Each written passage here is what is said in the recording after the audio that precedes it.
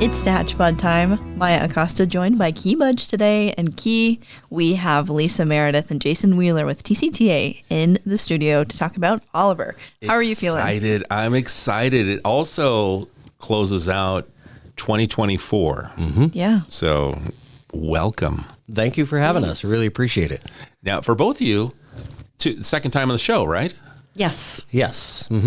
And I think, let's see, Jason, you were fairly new to TCTA when last time you were on. It was over a year ago, I think. When we did Clue together. It was sort of a comeback. I had been with TCTA about 4 years prior when we first moved here, but I had to step away because of schooling. But yeah, so I would say, fairly new.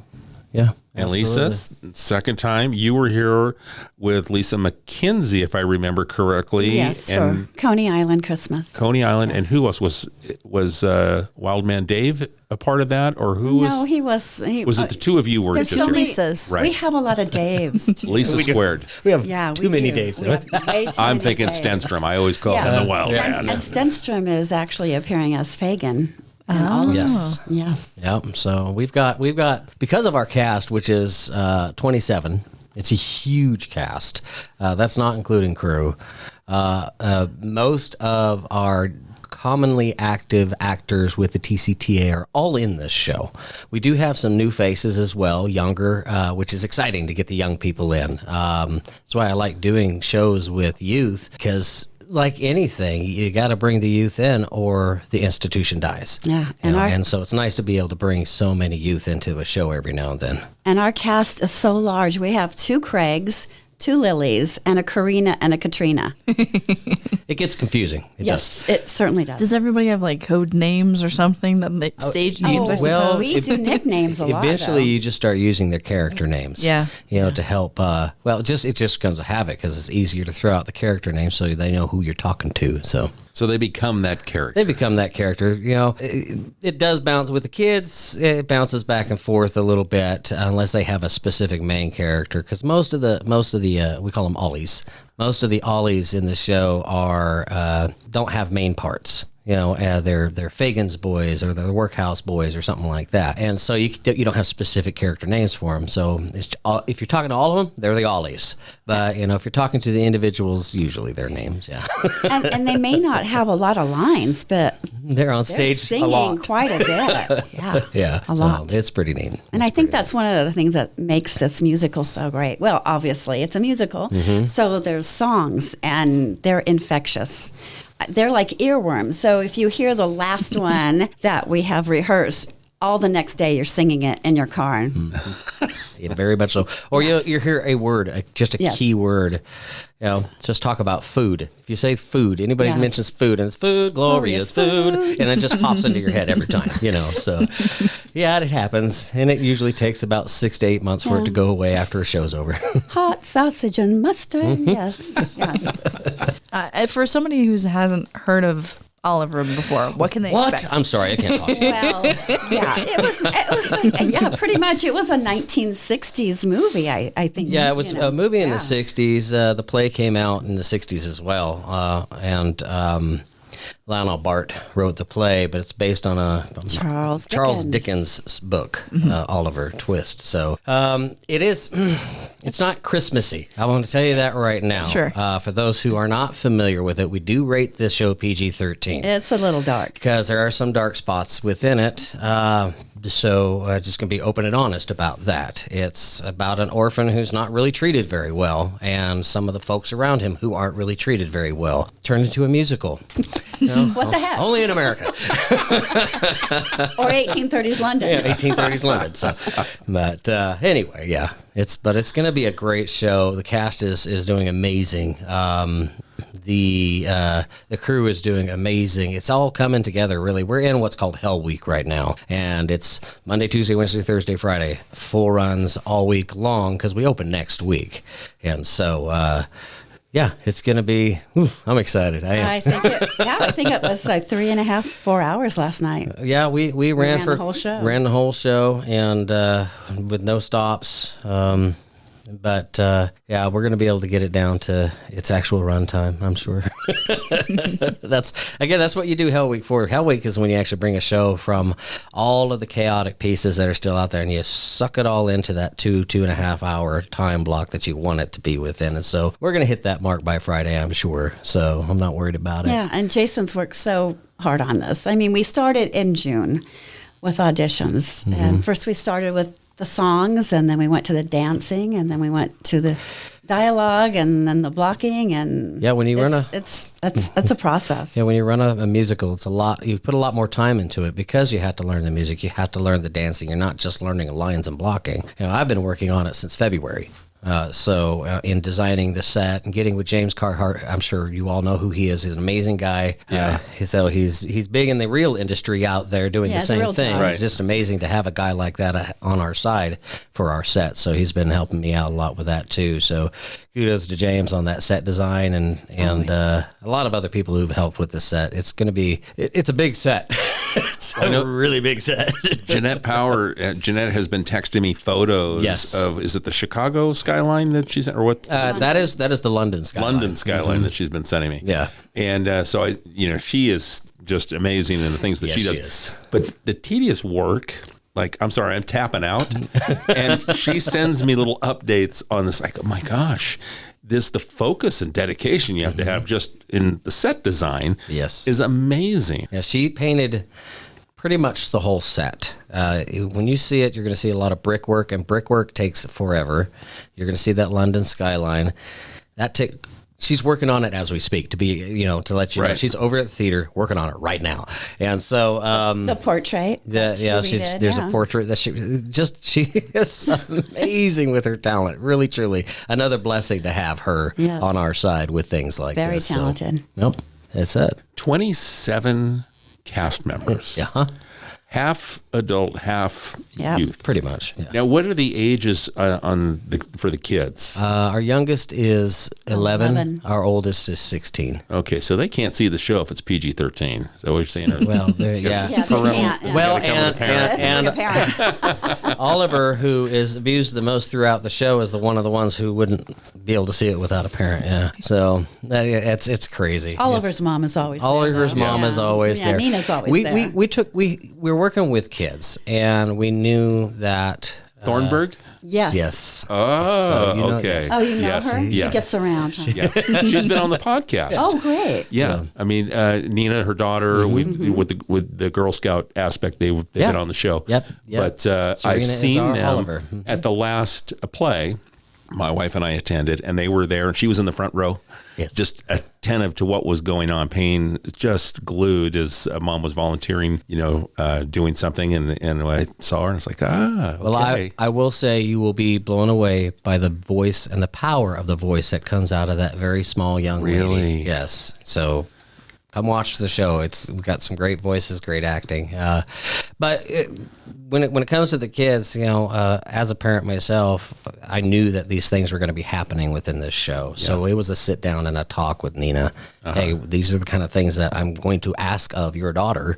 Are you okay with this? We will train with her. We will practice with her so she's not injured, of course. She gets a little rough. no But, stunt doubles? No stunt doubles. No stunt doubles on a stage. So, it was very important that, all of the parents understood the type of show that their kids were wanting to get involved in, because the kids' safety is first, and the parents' concerns come immediately second after that, And so that's kind of how we built the cast with the kids anyway. And it worked out. It's worked out. So again, I'm probably got people who are going to be listening to this going, "Oh man, what kind of show are they putting on at this Yeah, year?" really. I'm calling CPS right now. Yes, well, if you're not familiar with Oliver, watch the movie. It's really nothing like the play, but you have to remember it's the 1830s. right? Yeah. Okay. So and you know what the thing was? We thought we were going to have to use mics. Yeah. Because Serena is tiny, and she's got a heck of a voice. Yeah, she she's can really project. powerful voice. I don't think we need to use mics. We're not using head mics, and we have some stage miking going on, but no headsets, which makes me as a director very happy. She wasn't shy on the podcast. She No, was she's not very shy at all. articulate, just a very intelligent young lady, and she was not shy. No. Yeah, You she's a remember little having powerhouse. her on the podcast? No, this was before my time. Was it over a year? Oh my gosh! Yeah. And this You was would remember her. then this was even a year younger because you've been here over a year, so that would have been prior to that. So she would have been around 10. Wow, yeah. Yeah, she is a powerhouse. Yeah, she is a powerhouse, absolutely. You know, they all are really. I don't think she's ever missed a line. Every character, every actor has really been able to pull their character together and become their character on the stage. And that's what makes me really excited for a musical like this in a small town like ours, because it's a huge musical for such a small town. To be able to have this many people really just start, some of them starting with very little experience, and yet still suddenly they're just morphing into the character on the stage, you know, and that's awesome. It really is. That's all I can say. It's awesome to see that many people really just pull all that together in that little 2.5 hour time frame. So, And I think that's key to a successful show as a casting. And I just feel like we always make the best casting. we make some good Yeah, decisions. we make some good decisions. Sometimes we have to talk it out a bit, but ultimately Well, if you call it's the that best. talking, I'm just Oh, okay. Well, forget about the screeching. well, I don't rely on myself or just myself and my AD for casting. Casting is important enough to where you say, okay, I need my AD, my producer, myself. I want to pull another 2 or 3 people in because I'm not going to see everything, you know, and 2 of us are not going to see everything. And so we just pull a bunch of people in, and that's kind of how you do your casting, and you compare notes, and you just start picking your cast like that. Yes. It's important to get more than just a couple point of views. It's collaborative. On anything in theater. It really is. With such a big cast, how well attended was your auditions? How many people did you have to sort through? I think for the auditions I've ever been involved with the TCTA, this was the largest audition. Great turnout. Good turnout. A lot of kids. It was an audition where we had to turn people away. It was that big. And I personally don't ever remember seeing an audition that had to turn people away. Wow. Just because there were too many. You know, and it was mostly, honestly, the kids. There was too many kids. You know, you say, hey, we're going to do a theater show with a lot of kids. You're going to get a lot of kids auditioning, you know. There's a lot of fire in those small hearts still to be on stage, you know, and it's nice to see. It's just nice to see. There is a lot of talent in this community and a lot of people with a love for the arts in this community. And I love to see it come out like that. And it's great to get the kids involved, because if we get the kids involved and the parents become involved, I have kids from Coney Island that have been in 2 or 3 plays since then. And then the parents get burned out. And then the parents end up running for the board. That has happened. But it definitely speaks for a bright future. Yes. If you're turning away kids because you've just got more than what you can handle for the auditions, it shows that there is a thirst. Yes. You know, and they're looking to the quality products that TCTA has been producing. Yes. And that really pays tribute to your hard work, the dedication of every member, but the board, you know, and what the direction that has been taking place over the last few years. And the previous board, which I joined in 2020. 3 years ago now. Yeah. 3 years ago. So a lot of that board was still solid. Lisa was on the board at the time. Chris Morales was on the board. David Stenstrom was on the board. Dave Faber. Dave Faber was on Lots of the board. Daves. Yeah. Now we have a Dave Flowers too. So anyway, all kinds of Big Daves. Dave. Yeah. And I came in the middle of their terms, which I thought was wonderful, because I know that board, that particular group of people, were really passionate about creating a trusting and strong relationship between the TCTA and the city, which is so important. I mean, it's the city's property. We recognize that. You know, we are blessed that the city allows us to use that building, you know, and so that has to be recognized at all times. And to not have a good working relationship with the city is just folly, you know. And so I came in the middle of their tenure and got to learn a lot, and I did learn a lot. I learned a ton from Chris Morales. She's just amazing in everything theater. I learned from Dave Faber. I learned from Dave Stenstrom. I'm still learning from Dave Stenstrom because he's in the show now, and I know these old hacks who've been doing this for 40, 50 years. You know, you go in and if I would be a fool not to ask their opinions on things when I'm stuck. You know, hey, what would you do in this situation? How would you handle this? You know, I'm not seeing this character the way I think I should be seeing it. What do you think? And I still go to them. You know, it's important to just reach out again and reach out to people and pull opinions from multiple locations because one person can't do it all. Yeah, sometimes you're just stuck in the problem and you can't find a solution. And they call it writer's block, but you know, our director's block, whatever. Our blocking block. Yeah, blocking block. But yeah, the board has switched up a bit. A lot of folks know that now. I have moved into the president's spot. We have Dave Flowers now in the vice president spots.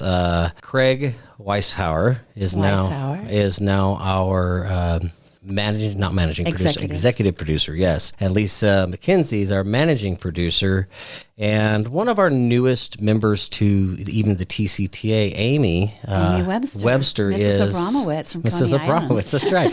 She's now our secretary. We still have Yvette on board. She's our treasurer. She's amazing with numbers, so it's nice that she's still around. She writes good checks. She writes good checks. She does. They're not made of rubber. So no, she makes sure that the money is always there and then we're not spending like we shouldn't be. So she's very good about that. Now there are some changes that were made with the last board. There are restrictions on the number of times you can be elected into a position before you have to take a break. You can do two-year terms, and then you have to take a break for 2 years, which honestly is a good thing. You get locked into sometimes. I've been a part of theater boards in other locations where this didn't exist, and what happens is you get locked into it, and you just keep taking that same position year after year after year, and then you get complacent. Right. It gets stale. And we've all the creativity goes away. You lose momentum. You do. You lose momentum, and people drop off. And it becomes very noticeable, you know. And the public sees that, and the city sees that, and so now that this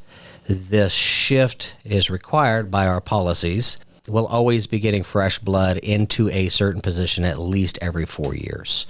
And it's split to where not the whole group leaves every 4 years. You know, 3 people leave and then 4 people leave every 4 years. It's spread out. Right. You know. Well, so, that adds to the continuity. You know, when you've got new members that come on, they've got someone to learn from that's been there for 2 years. Mm-hmm. And it continues you evolve and you grow and you get to, I think it's just really smart to have that. And then those people that they're on their sabbatical, if they've recharged the battery, you know, they may be ready to come back and serve in a role. They may. Yeah, and you don't necessarily need to have theater experience. And that's what we want. We want, you know, a fresh perspective on how to do things, what makes it faster, what makes it easier for our guests. A theater board, although many of us are theater people, a theater board is a business. It's not... It's like this. You don't do a play because you love it. You do a play because you know it's going to put butts in the seats. I mean, that's the reality of it. You know, she doesn't like it. Increase attendance. You know, it's you know, and I think some people lose sight of that. You know, well, you're the board. Why don't you this or that? When it comes to the artistic side of things, why don't you focus on that? It's like, because that's not our focus. Our focus is making sure this business continues to run for years to come. That's our focus as a board, which is why we've split away the play selection. The board has nothing to do with that. We have a play selection committee, folks. They bring the plays to us. We look at them. They present them. We take a second look to see if this has been a popular play at all. And is it right for Tehachapi? And is it right for Tehachapi? Because the there are some plays that you just know, maybe we shouldn't do that in Tehachapi. That probably wouldn't be a good idea. Understanding your market is huge. Yes. And I will say that I see a lot of corporations that we will deal with that come in here. They don't understand the market. Right. and they don't know why they don't connect with the community. So to hear you say that it's right for the community, understanding your audience, the demographic here, who's going to come and help increase attendance. And people, we've looked at that, and we've done some unknown plays. Coney Island was unknown, but we think that people want to see what they know, what they're familiar with. Well, how are they going to do that? I've seen the movie because Clue is so well known, popular. Everybody knows and people Clue, love the movie, so then they wanted to see the play. That helped a lot. It really did, and it also helped a lot that it had an amazing cast and an amazing AD. And it's just everything fell. That was like a perfect storm of beauty right there. So that was a great show. But we're not talking about Clue. We're talking about Oliver. But it definitely sets the table for where we are now. Yes, it does. Yeah. When you talk about the Murder on the Orient Express, the Addams Family, these are names that people that are not in the community of theater, that they go, oh, all right, I'm familiar. I want to go see. And I think that's a smart play that you guys are actually thinking about recognizability, because I might be more comfortable. The guy who's not comfortable with theater or doesn't attend very much can go, oh, Addams Family, I'm in. Clue, I'm in. Hamlet? Sorry. Who? I'm just kidding. No. Now we're excited. We got our 25 season up already, so that's going on. And our play selection committee is actually working on the next season after. So they work very hard. They read so many. They are. Plays.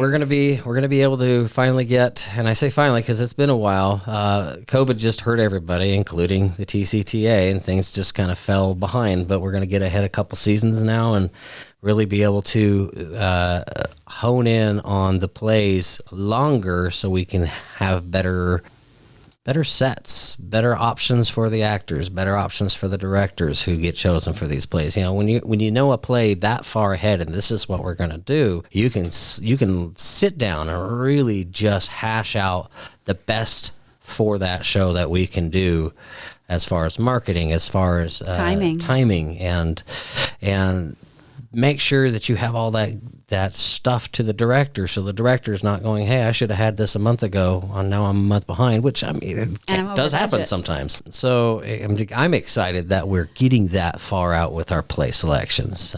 Next year we're doing Enchanted April, which is pretty well known in the play community. Yeah. We're going to be doing Private Lives, which is fairly well known even outside the community of just playgoers. Sound of Music, of course, everybody knows that one. And then we're throwing one sort of not well known out there called the Big 5-0, but I will tell you this much. It is funny. Absolutely hilarious. We got about 3 or 4 pages in reading it. How old are you, Jason? I'm 50. You're the Big 5-0. I'm the Big 5-0. That's right. So, maybe I'll be in that show. I don't know. Just kidding. But I'll be 51 by then, so no, I can't. Oh, maybe not. I don't think we're going to do the Big 5-1. No, not the Big 5-1. But yeah, a lot of great things coming up. A lot of good, a lot of passion for the theater and what it's going to take to keep this theater growing from this point forward. A lot of passion in the board we have right now. I know there's a lot of passion in those people who are talking about being in the board the next time an election comes up, which is going to be next year. It's every year is an election, but I think and like I said, there's a great communication now between the board and the city, and I'll say this: if anybody in the city needs to talk to me, call me. Please call me. I want to make sure that we always have good communication between us and the city. That's just my priority as president. So, or we could just broadcast your number right now. No, I don't need everybody in the world knowing my phone number.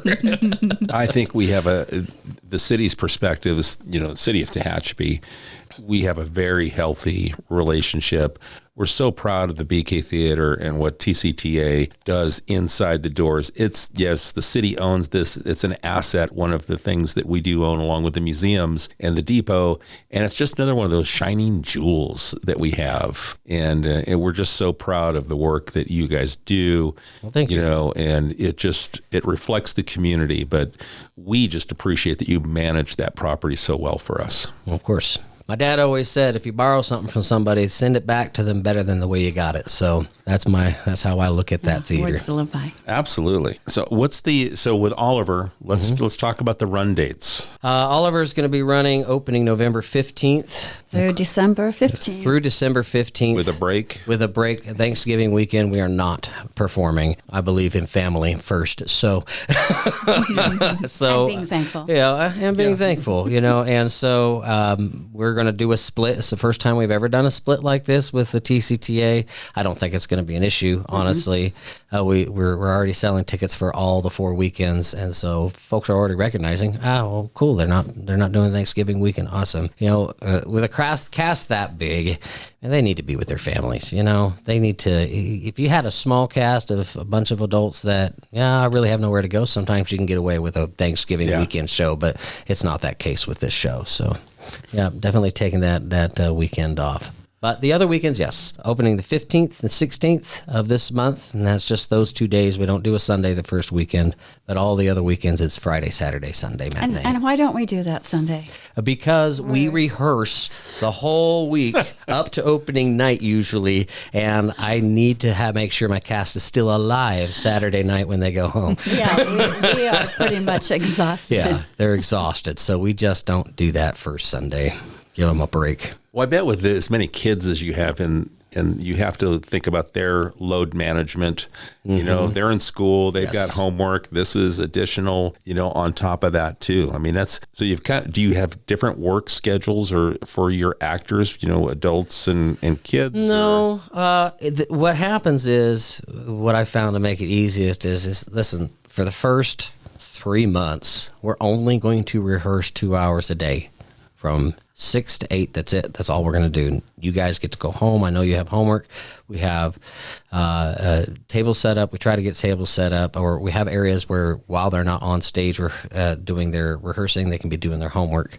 Or we have teachers correcting papers. And we have teachers. We have teachers in our cast, honestly. So they're sitting there correcting their papers while they're not on stage rehearsing. And then as you get closer, usually for me it's about 3 weeks prior to opening night, then I will bounce it up to 9 o'clock. And then, because we're starting to rehearse full run shows, then we're getting makeup involved, then we're getting costumes involved and scene changing involved and all that. So for those last 3 weeks, it is pretty crazy. And then the final week, Hell Week, like we're in right now, we rehearse until we're done. Last night we were done at 9:35, I think. Pretty much. But we started a little bit late. We did. We started at 6:45, 7:48, 45.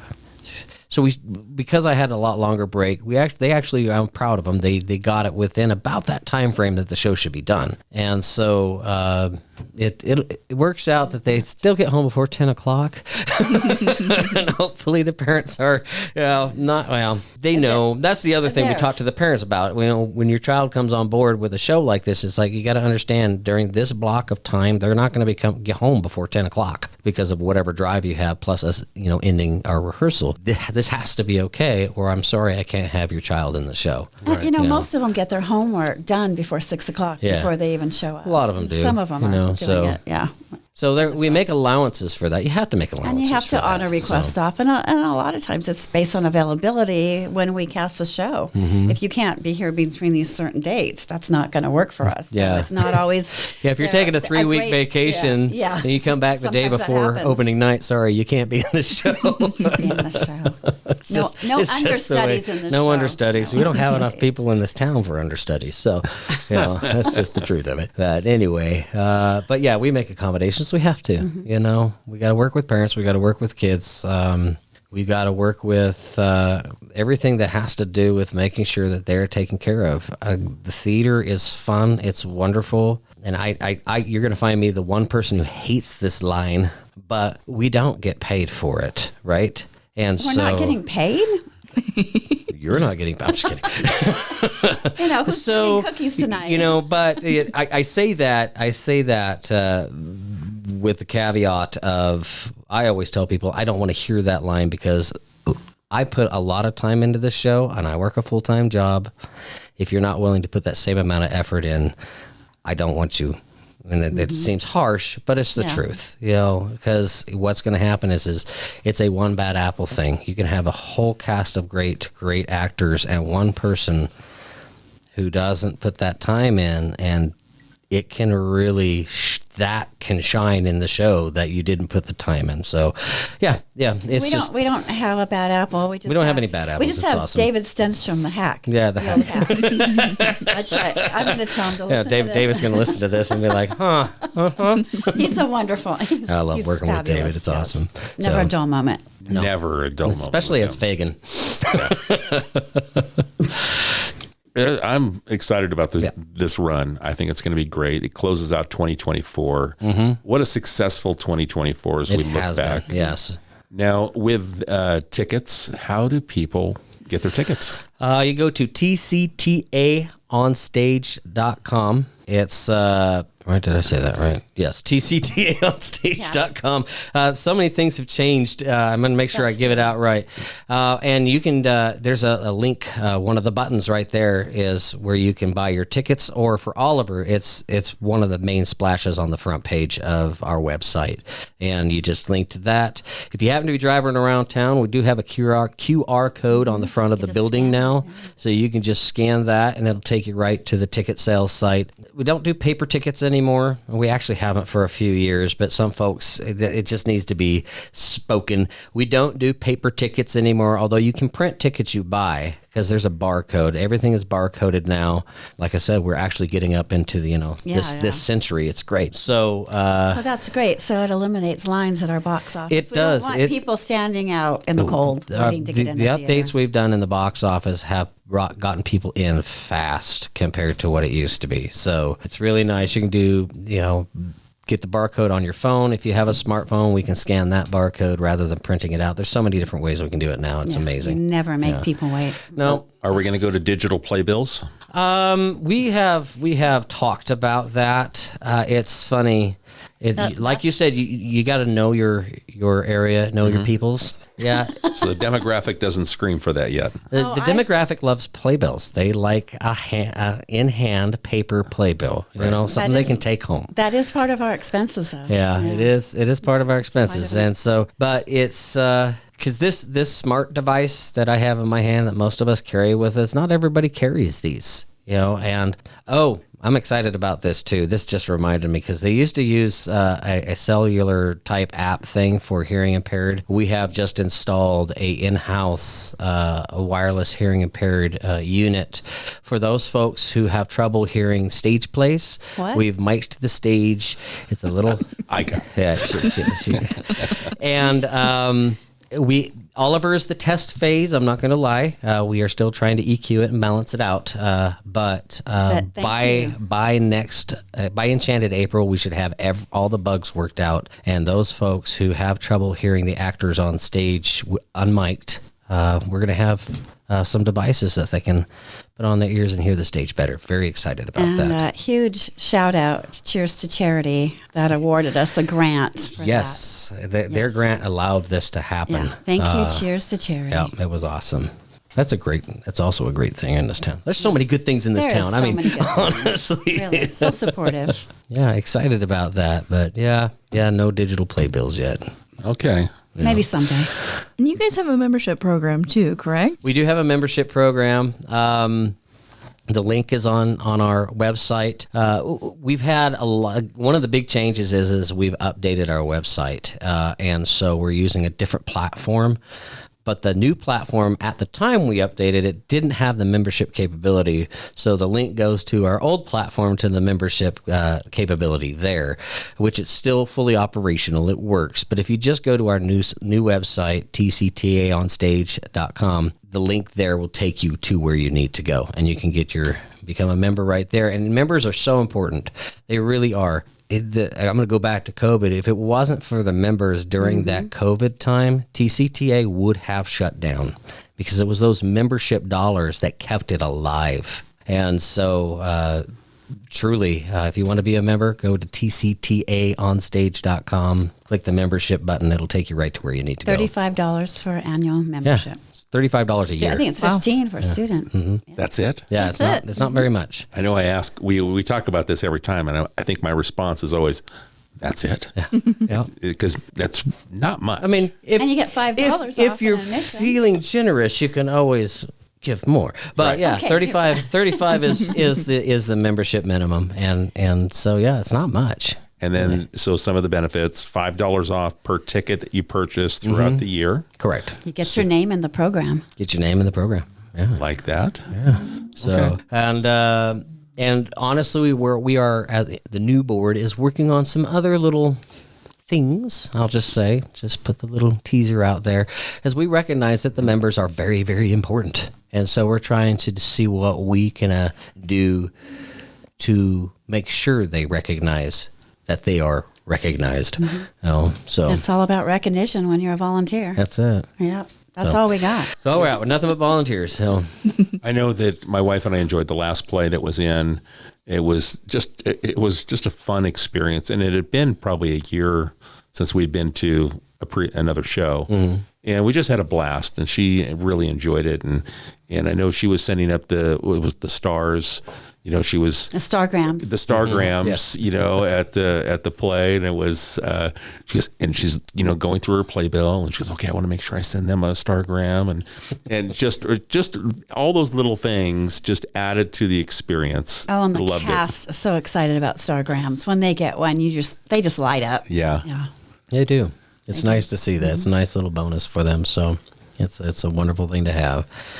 So come on out to the show, people. Yeah. And let's talk about, so for 2025, volunteers, new people. There's been a lot of people that have moved into town.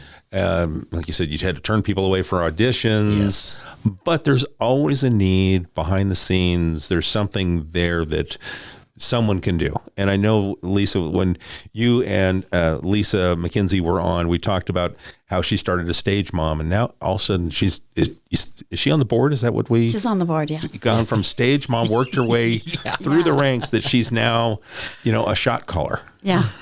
She's a managing producer, and Lisa Mack does a lot. Actually, she does a lot, and she's very appreciated in all that she does. Yeah. So. At the last play, she was up in the booth. Yeah, she's doing sound. Yeah. Yeah, she's run sound. She's house managed. She's backstage. She's now on the board. She's directed. And that's how they suck you in. And she The mob. she is truly one of a kind. I will say that. She just has a passion for the theater. I know it.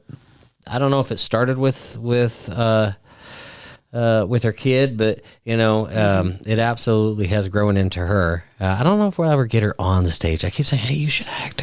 No, she won't do And it. none of the Lisas want to get on stage. None of the Lisas want to be on stage. So I'm looking at my phone because I wanted to mention the auditions for 18th, 19th, and 20th. for November? Enchanted for April. Enchanted April, which is in April. Yeah. So Enchanted November auditions. Though. we have our new nearest auditions, yes, 18th, 19th, 20th of November are at the BK Theater. You can see more specifics at our website, And who would be tctaonstage.com. directing that? Some old hack. Some old hack named David Stenstrom. We're getting real close, and that's why I want to bring it up, because it's just a couple weeks away for those auditions. So anybody hearing this,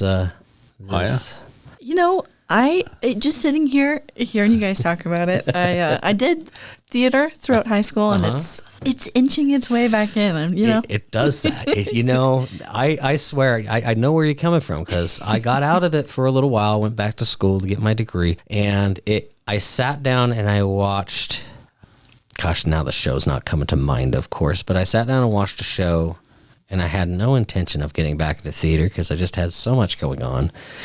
And the very next show, I was auditioning.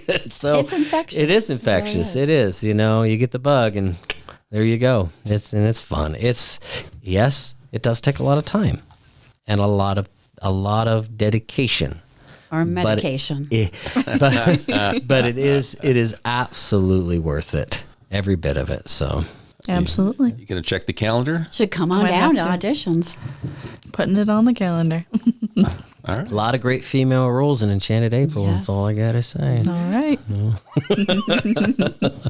Enjoying it. I'm just, everything you guys are doing, I think has been spot on over the last few years. The energy is great. Every time we talk about a play or a musical, it's just the energy that you guys share, whoever comes on, is just, it's infectious.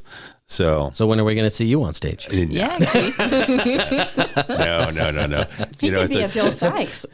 See, when we talked about the old radio days, this is my chance right here. When I sit here at this relives my radio. Fantastic. Yeah. So I feel satisfied. There you go. I don't have that calling of like, I need something else.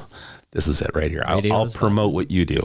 Okay, I'm good for we'll that. take that. I'm Yeah, good for we'll it. take Yeah. But I want to see Maya. Okay. Okay. Yeah. right. You know, you push me out in front of the camera. You push me to be behind this microphone, and I did. I guess maybe you're pushing With me on all that stage spare too time now. you have. Right. Exactly. What she live says is true. performance. When Maya joined us, she was working in TV, but everything she was producing, she was behind the scenes on the technical side, and taking it to air. And once we were able to convince her to leave TV and join us here, and I was like, okay, you ready? Out in front. And it was like day one. As soon as she first started here, I go, okay, here's all our gear. Let's, you get to do the stand up. You're going to go and Nice. She's been off and running. Then I said, okay, podcast. You ever done? No. Okay, let's go. You're on. You're hosting today. Right on. And now she is the dominant force here in our communications department. So excited to hear that you say, yeah, you're up for this. And now it's on the record. Well, I'm going to have to go to the auditions now just to make sure we Maya just have to shows up. sit in the back and observe. This is high That's right. stakes now. My goodness. It's called pressure. That's all right. That's all right. Well, I'm she's excited. great. As I said, it's inching its way in. It's that kind of that itch of Now, when you go to the website, the sides are going to be on the website. So you know what sides are? no. So sides are selected pages from the script for you to study prior to the actual audition. Okay. Still waiting to get those from David. The old hopefully, so we'll get those up and hopefully in the next by the end of the week, hopefully, and then we can have those available. So yeah, check those out. Okay. See if you want to do the show. All right. So tctaonstage.com. Correct. For more information on the auditions, more information on Oliver, where to buy your tickets, where to many- sign up for a membership. Yes. Yep. All All the right things. there. All right there. Yep. Yep. So Well, awesome. We are looking forward to it kicking off November 15th through December 15th, excluding Thanksgiving weekend. It'll be a ton of fun. Friday, Saturday, and Sundays. Not the first Sunday, but Sundays after that. We are obviously looking forward to it here at the city. I'm excited to see this Oliver here coming up soon. Thank you both for coming in and telling us all about it, giving us that inside scoop of, the production. It's always so fascinating to me, and hopefully all of our listeners do, I'm sure. hey, thank you for having us. It's great to be Thank able to you. come in and talk about this. It really is. So thank Glad you made it. Yeah. All right, I got that too. All right, Lisa, you got the digs. She does. She's good at that. All right. Well, thank you so much. I appreciate Yes. it. Yeah, of course. Thanks again, guys. Key, thanks for joining us today. Absolutely. All right. If you're listening and you have any sort of questions or comments, you can email us media@tehachapiCityHall.com and we'll get that directed to the right place. And as always, thanks so much for tuning in to Tehachapi, and we'll catch you back here next time.